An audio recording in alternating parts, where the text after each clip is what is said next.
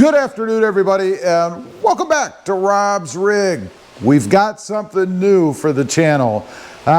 You may have seen I put a post up the other day asking about this Jeep, and we actually ended up buying it. So what I've got, let me show you guys. This is a 2025 Jeep Wrangler Unlimited. It is the Willys trim, pretty easy to tell, right?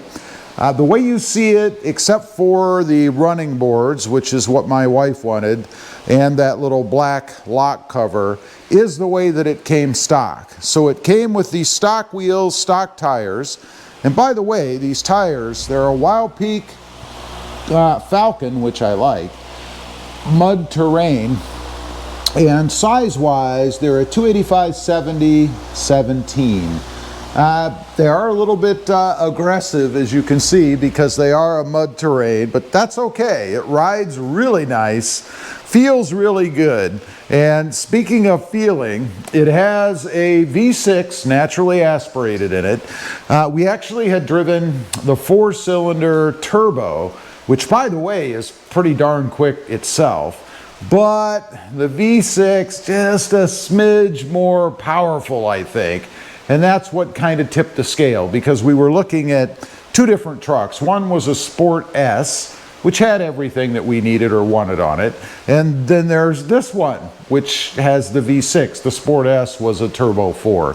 So anyway, this is what we ended up getting. It is in the Mojito color, which has some metal flake in it. I don't know if you can tell in this rainy, dreary day here, but it does have some metal flake in it, and it really pops in the sun. I love that. We do have a matching spare, by the way. Of course, it is the hardtop, all removable as usual.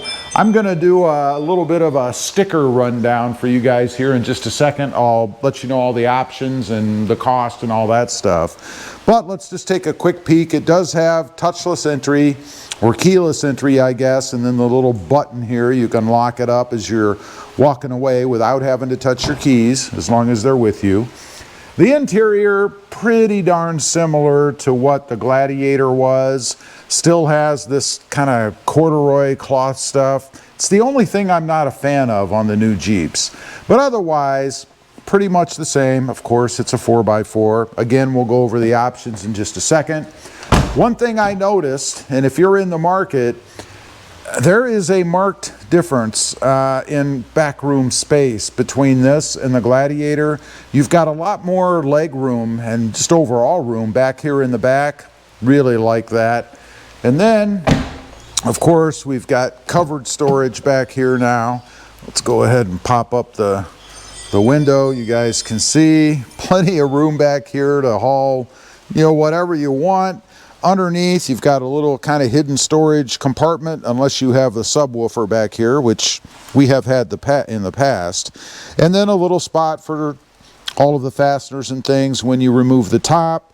Underneath that panel is where the jack is. So plenty of room. Of course, the rear seats go down, and then you've got even more room back there. Way more than you probably need in a Jeep. I don't know. Maybe you need more. Maybe they could put a third row seats back there. I don't really know. But let's go ahead. I'm gonna, as I said, I'll run through the sticker for you guys. Let you know what the options and things were. First of all, and I'll tell you at the end what I actually paid for it, but the sticker price on this was $55,075. Good God.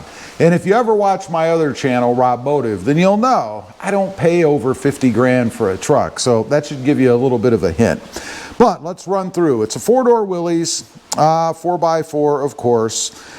Basically, though, it's a 4-door Sport with all the package and stuff on it to make it a Willys, I guess. I mentioned it's Mojito. It has black cloth seats. It's a 3.6-liter V6. Standard equipment. So it comes with, they say, command track part-time 4-wheel drive system. Fuel tank is skid plate, transfer case skid plate, transmission skid plate, heavy-duty 4-wheel anti-lock disc brakes, off-road info pages, hill start assist, park view rear backup camera. That's handy. Sentry key theft deterrent system, tire pressure monitoring display, advanced multi-stage front airbags, supplemental front seat mounted side airbags, and then some more airbags. Uconnect with Apple CarPlay and Android and Sirius satellite and all that junk. Jeep Connect. It does have the capability of being a Wi-Fi hotspot, I guess. Hands-free phone and audio, vehicle information center, 8 speakers, speed-sensitive power locks, and that means when you pull away it will lock, right?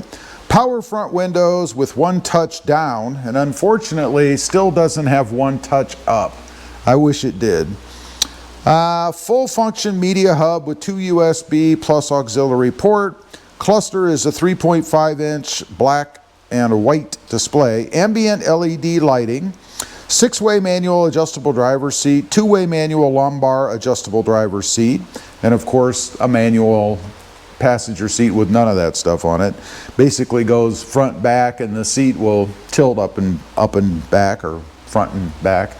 Optional equipment. This is where I guess it jumps from being just a Sport S to a Willys.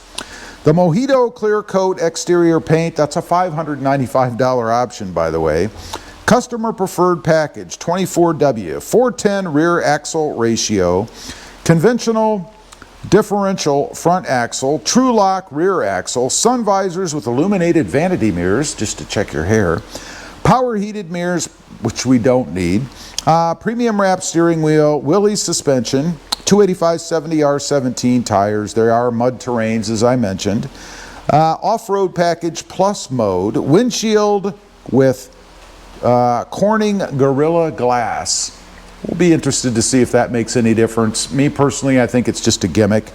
Rust protection sill or rock protection sill rails, which we replaced with the steps that you saw there.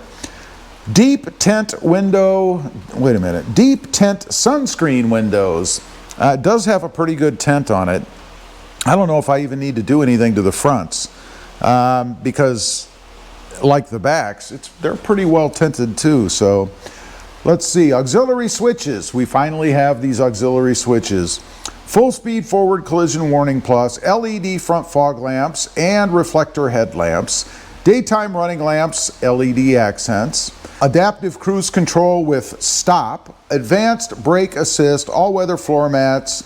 Let's see, mold-in color bumper with gloss black, receiver hitch, 7-pin and 4-pin wiring harness. There's a lot of stuff that are options on this. Convenience group, that'll cost you $1,995 more. By the way, all of the previous stuff I mentioned, that's $7,500 worth. The convenience group, 7-inch driver information digital cluster display, heated front seats, heated front steering wheel, because you need that stuff in South Texas. Front door, passive entry and lock. That's what I showed you in the beginning. Remote start system. Air conditioning with automatic temperature control, emergency assist call. And now for $4,500 more, 8-speed automatic transmission, adaptive cruise with stop, they mention again. And then for another $1,795, you've got the black 3-piece hardtop, rear window defroster, rear window wiper washer, no soft top. All of that is what you get for $55,075. Now I mentioned I didn't pay that much. I got $11,000 off of the price of this Jeep. What? That knocks it down to $44,000 some odd dollars. How can you pass that up?